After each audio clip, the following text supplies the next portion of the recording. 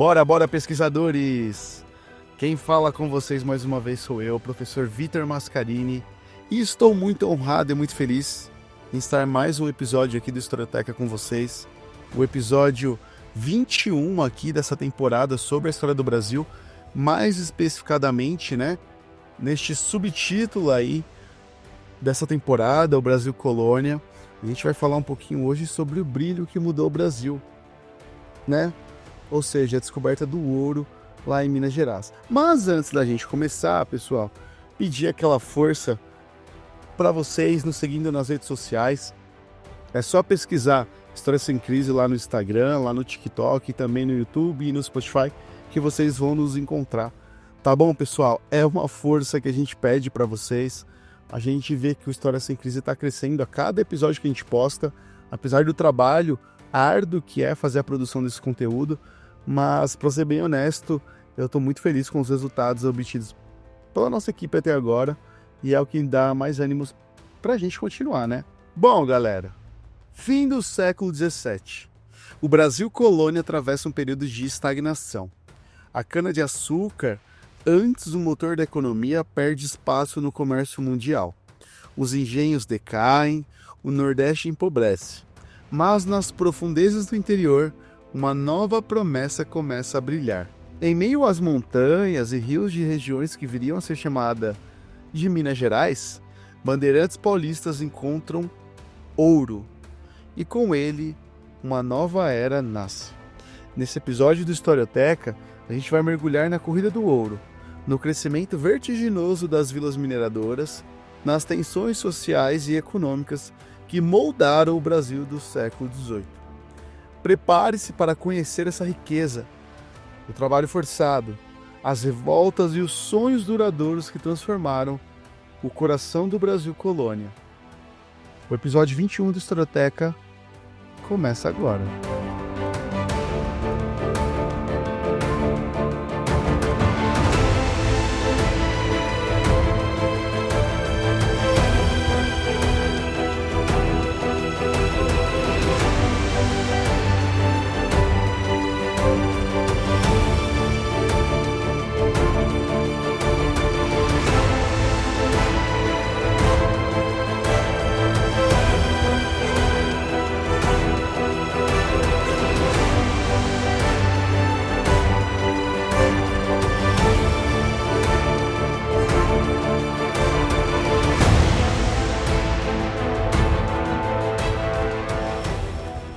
No final do século XVII, o cenário colonial era de crise.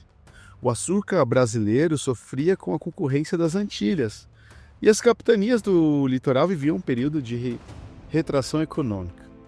Portugal, por sua vez, também enfrentava dificuldades financeiras. A metrópole precisava de novas fontes de riqueza, e a solução viria das profundezas da sua colônia. Os bandeirantes paulistas, homens acostumados a explorar o interior em busca de escravos indígenas e metais preciosos, foram protagonistas pelo lado positivo ou negativo dessa nova etapa. A expansão bandeirante começou no início do século XVII, mas foi nas décadas seguintes que ganhou força. Saindo de São Paulo, grupos armados e resistentes aventuraram-se pelo interior, enfrentando rios, serras e nativos.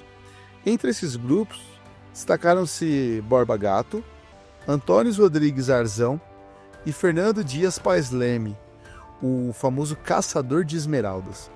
Foram eles que abriram caminho para o achado mais importante da história do Brasil colonial, o ouro das Minas Gerais.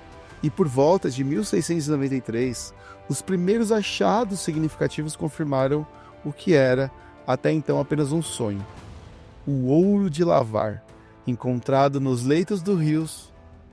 E por volta de 1693, os primeiros achados significativos confirmaram o que era até então apenas um sonho. O ouro de lavar, encontrado nos leitos dos rios, marcou o início da corrida do ouro.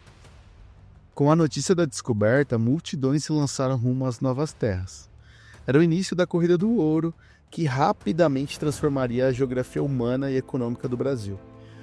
Pernambucanos, paulistas, baianos e até portugueses chegaram às minas, criando um cenário explosivo de rivalidade e disputas.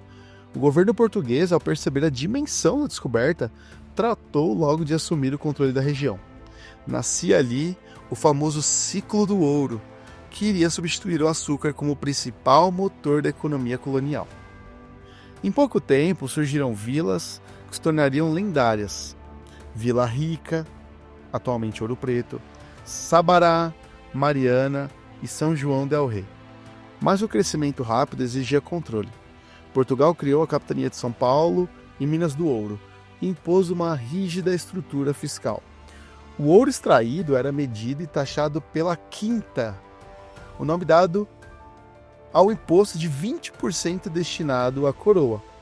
Além disso, as casas de fundição foram criadas para derreter o metal e transformá-lo em barras oficiais, impedindo assim, ou tentando, impedir o contrabando. A metrópole via nas minas não apenas a riqueza, mas também calculava certos riscos. O risco de uma colônia que começava a ser autossuficiente. A vida nas minas era intensa, pessoal. As vilas fervilhavam de gente, sons e contradições. De um lado, comerciantes enriqueciam rapidamente, comprando casas, escravizados e poder. Do outro, milhares de homens e mulheres escravizados trabalhavam sob condições brutais, responsáveis por grande parte da produção ourífera.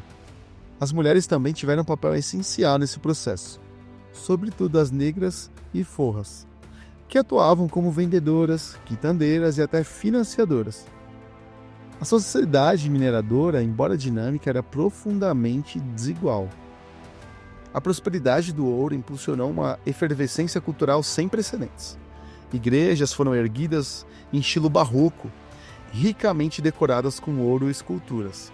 Surgiram nomes imortais como o Aleijadinho, escultor e arquiteto, e Manuel da Costa Taide, pintor de obras sacras que até hoje fascinam pela beleza e expressão.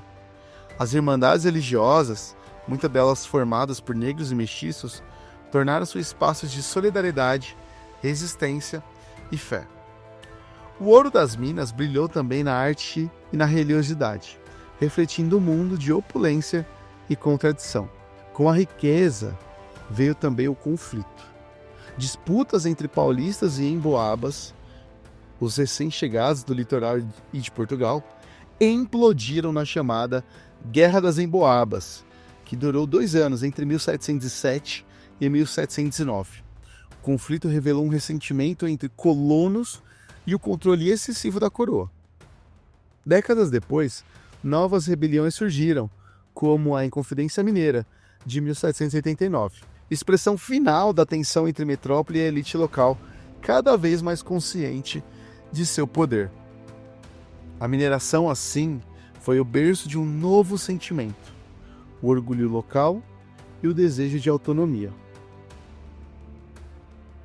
A partir da segunda metade do século XVIII, as minas começaram a dar sinais de esgotamento. O ouro fácil já havia sido extraído e a produção entrou em declínio. Mesmo assim, o legado do ciclo do ouro permaneceu. Ele transformou a economia, deslocou o eixo político para o interior, estimulou o crescimento urbano e consolidou uma identidade mineira. A riqueza das minas também financiou a reconstrução de Lisboa, após o terrível terremoto de 1755, e sustentou o Império Português em crise. O ouro das Gerais brilhou intensamente, mas, como toda febre, acabou deixando os rastros de pobreza e glória. Bom, pessoal, a descoberta do ouro em 1963 mudou para sempre a história do nosso Brasil.